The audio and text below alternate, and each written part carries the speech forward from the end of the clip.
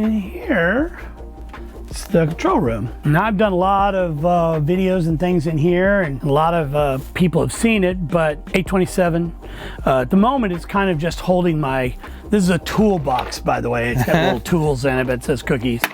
And it's kind of just holding things right now, but do use it quite often. Yep. And that's remote, of course. This is originally started out as tape storage and diffuser for the back of my room. And it's sitting on a big trap underneath here. There's a big trap down below here. It's turned into a wall of memorabilia. It's a First special pressing wall. version of Revolver up there. Apple Records version of Abbey Road. Thank you cards. You know, some old cheesecake pinups. A flying. I was given a flying. Okay, we gotta get I mean, when that. people say I don't give a flying, someone actually did, and they gave it to me. It's pretty great. Little Grammy shelf over here. Well, it's just, yeah, that's Beautiful. one. Yeah. Congrats. And another one over here. And these are the second place trophies. That's when you get nominated, but you don't win. And then, you know, gear. Some of the things that, you know, my console, I have this is a SSL 6000E. It has no mic pre's. It was a film disc, so it's line input only. So a lot of this gear is mic pre's. Yeah. Because the console doesn't have any. It actually does have 4, but I never use them. Yeah. Because I listened to them once and was like, yeah, we're never using those. Yeah, BAE's in, there is a real one. There's 2 real ones. Oh, yeah. And then RCA's down here, so BA11s. Wow. And then these are basically a BA11, but with a tilt control. But these were made for PA systems. Yeah, they're a little bit less gain. And so that's cool. Obviously, a bunch of Cappies, Flickingers, APIs, Chandler, AEAs, Burls, Spectrasonics, and then I have a 12-channel Neotech. This is my old desk, which the rest of it's in a wrapped up in cellophane. This is my old Neotech. It's a 12-channel sidecar. How long have you been using the Cappy stuff? I've been using it for quite a while. You know, that's 6-7 years, something like that. I first met Jeff about 6-7 years ago, and actually Jeff built custom boards for me for my SSL. For the routing switches. Those are all custom boards and switches, all new switches and LEDs. And What is this thing? I saw this and I wanted. that's an Avocet. It's my monitor controller. Because the SSL, I just leave the monitor wide open. Yeah, I am in the market for monitor controllers right now. So I hear they're 3 years out. You can buy one. If you order one now, they're 3 years away. Oh my God. Because the semiconductor shortage and all that. Well, this is not a G, it's an E. Oh, okay. And it's a 6000, not a 4000. Okay. So the 6000 had a film matrix here, which basically was 3 stereo buses, you know, dialogue effects, music. And these, it didn't really ever sound very good to me, so I took that out. So underneath this panel is a API summing bus with actual Cappy 2520s in it right now.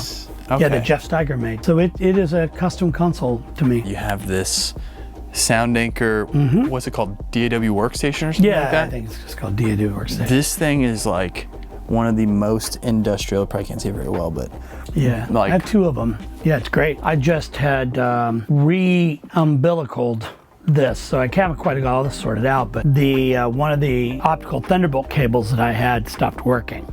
So I had to buy this new optical USB-C Thunderbolt cable, which, by the way, is quite expensive. Well, that's how I bought, yeah. So OWC, it's great. OWC, okay. Yeah, so basically this just comes in and provides USB. There's a USB hub here. Yeah. So it provides USB, but it also allows me to patch in another monitor here. It allows me to patch in something Thunderbolt, Thunderbolt 2, Thunderbolt 3. It has an SD card reader. It's got a USB, like a USB 3 on the other side, just 4 on this side. It's got an optical out here for audio, optical audio, STIF. And that's just one Thunderbolt 3 going to the computer? One Thunderbolt 3 going to the computer. I have 2 of these long cables, another one's back here, and then I have 2 Thunderbolt 2 cables on adapters back there. Yep. And then I have a 50-foot 8K HDMI cable. Oh my gosh. This monitor will only do about 4K, but everything's really small, so I can't really see it. And then I have the 50-foot USB 3 optical. I don't ever work off clients' drives, ever. So if a client brings a hard drive, which they do often, and they sometimes they just leave them here, they're in my drawer here. Now I can plug them in here without going to the machine room, and I get full speed transfer. Speakers, what do we got here? All right, well, I have a set of atomic reactors. It was built by the late, great Norman Druce. I also have an atomic power supply. I'm at Atomic Industries, I should say, a power supply. Norman was a crazy mad scientist, and he built these. They're built around looking like an Altec 610 or 613 or something like that. They're a 3-way speaker with sub on the back, and what you can see there.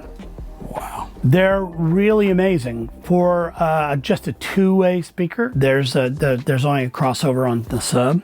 Yeah. They're passively crossed over. They just really, really amazing sounding. And then ProAx Studio 100s.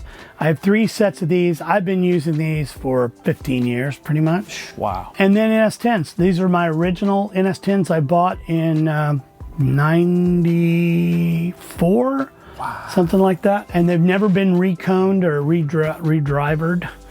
And they have the Yamaha amp.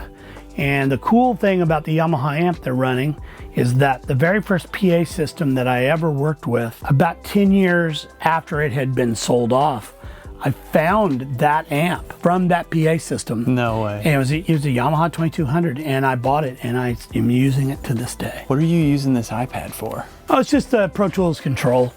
It's for place markers and play and that kind of thing. And then I love that you have the fader port. Well, same thing. It's just for play. Transport.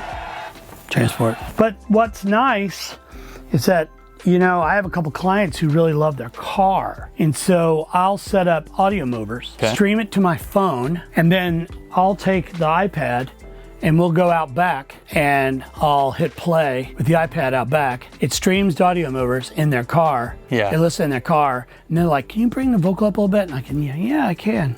Wow. And just do it here with the faders. But obviously still going through all of the goods. Yeah. I think I saw something with Jack White. Yeah, where he was doing that with, we were doing that with a radio transmitter. How long have you been in this building? In June, it was 7 years. So a little over 7 years now. And you guys did all of the construction. We did. What had happened was the people who bought it after World War II. All these houses in Berry Hill were built to house officers and workers at the airport, which there was a big plant. They built planes. And on the other side of the cemetery, there was the Naval and Army Air Corps Selection Center. If it was World War II and you get drafted and you go, I'd really like to fly and I've got good eyesight. They went, oh, really? And they sent you here to see if you actually could. And the reason it's called Berry Hill is because Nashville's airport at the time was Berry